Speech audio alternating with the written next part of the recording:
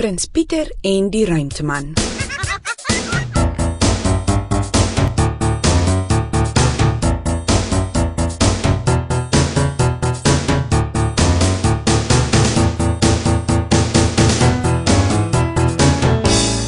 Prins Pieter is 'n skierige klein seentjie met bruin hare en groen oogies.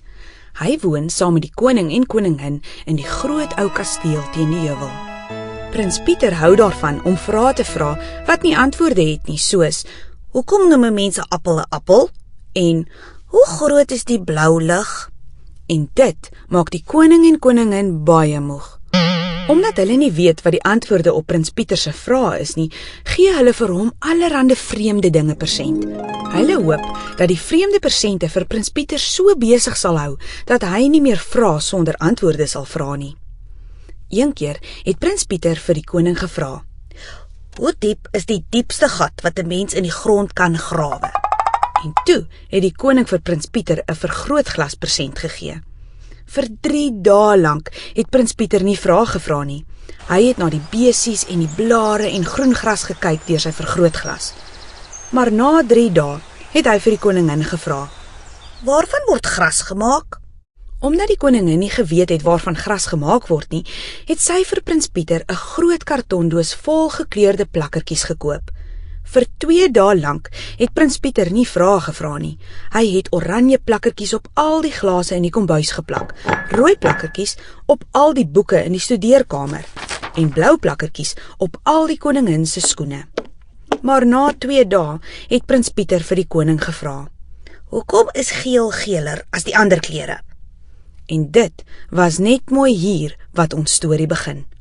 Want die koning het nie geweet hoekom geel geeler as die ander kleure was nie, en daarom het hy vir Prins Pieter 'n klein swart radiootjie gaan koop, by 'n klein deurmekaar winkeltjie, waar 'n vreemde ou man met 'n lang baard vir die koning vertel het, dat die radiootjie vir Prins Pieter vir weke lank besig sal hou.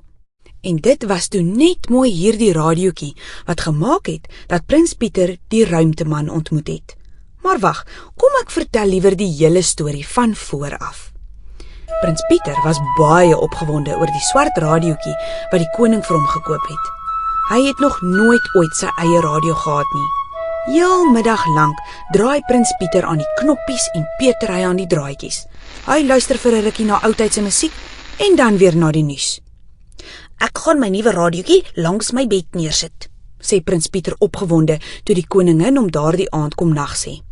"Dan kan ek môreoggend vroeg na die weerberig luister." "Dis 'n goeie plan," glimlag die koningin en vryf Prins Pieter se hare deurmekaar. "Dan kan jy vir my sê of dit gaan reën môre. Ek wil weet of ek kan wasgoed was."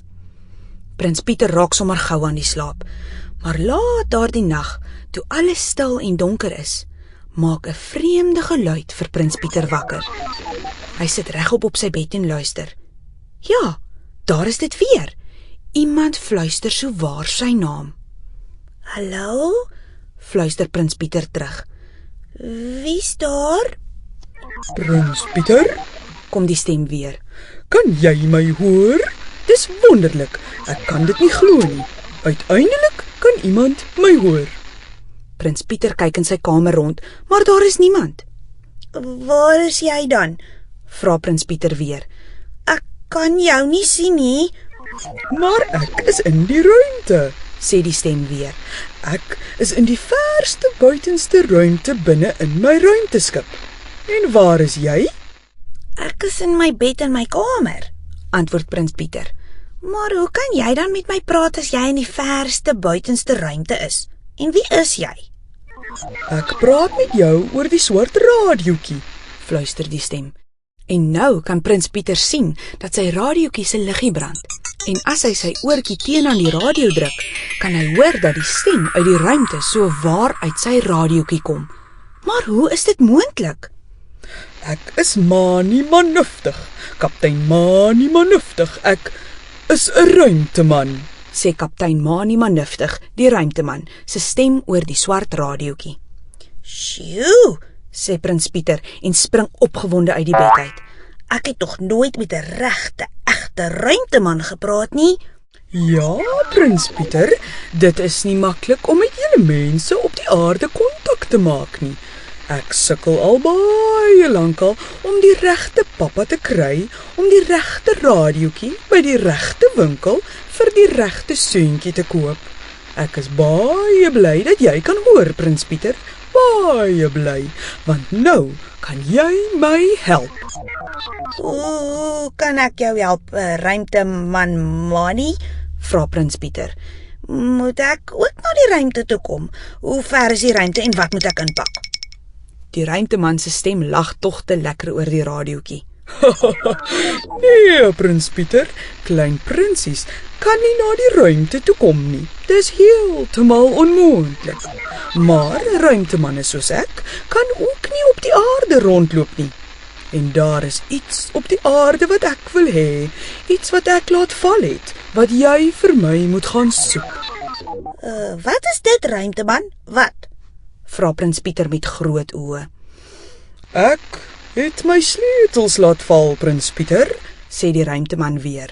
en dis baie belangrike sleutels. Dit sluit die ruimteskip se bagasiebak oop, en daarin is my padkaarte en my skeermes en my ruimtesjokolade. Dit is nou al 2 maande vandat ek my sleutels laat val het.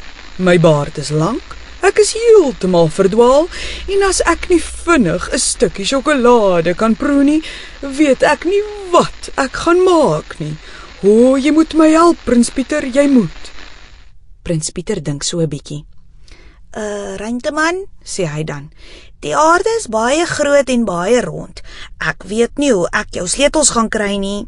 Die koningin het die spen se sleutel in die tuin verloor en ons soek al 'n jaar lank daarna. Weer lag die ruimteman se stem oor die radiootjie.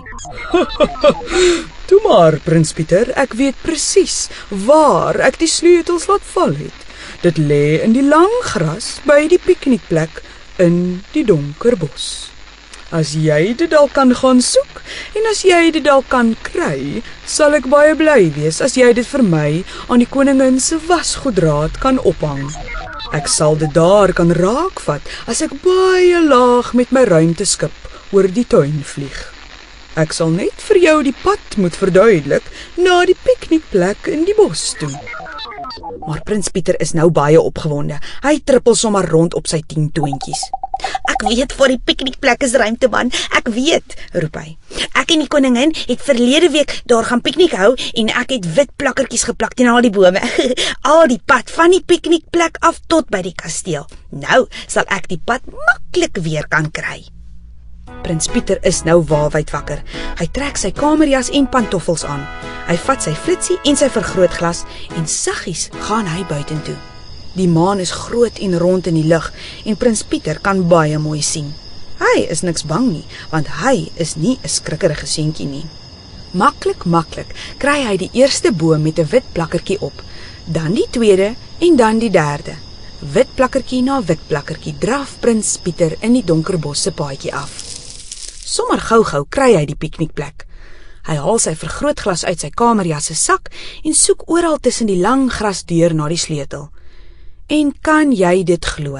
Daar, in die maanlig tussen die lang gras, lê Mani die ruimteman se ruimteskip se bagasiebak se sleutels en blink. Prins Pieter sit die sleutels in sy sak en draf vinnig terug kasteel toe.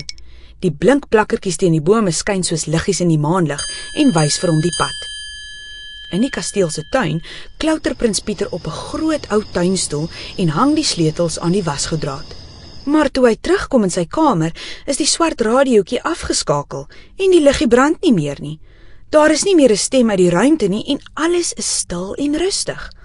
Sommer vinnig raak Prins Pieter weer aan die slaap. Hy is baie moeg van al die rondhardloop. En toe? Vra die koningin die volgende oggend vir Prins Pieter. Wat sê die weerberig? Gaan dit reën? Ek weet nie, sê Prins Pieter. Die radiootjie wil nie werk nie. En dan vra hy vir die koning. Hoe lyk 'n ruimteskip se bagasiebak? Die koning kyk vir die koningin en die koningin kyk vir die koning. Ek dink ek sal die radiootjie terugneem na die winkel toe vanoggend, sê die koning vinnig. en dan kry ek vir jou iets anders om mee te speel. Toe prins Pieter 'n rukkie later by die venster uitloer, hang daar nie sleutels aan die wasgedraad nie. En toe die koning later daardie oggend van die klein winkeltjie af terugkom, bring hy vir prins Pieter 'n bruin pakkie. Ek het die radiootjie teruggeneem na die klein winkeltjie toe, sê die koning. Die vreemde man wat daar werk sê hy is baie jammer oor die stukkende radio en hy stuur vir jou hierdie. Prins Pieter maak die bruin pakkie haastig oop en daar, voor sy oë, lê 2 pakke sjokolade. Ruimte sjokolade.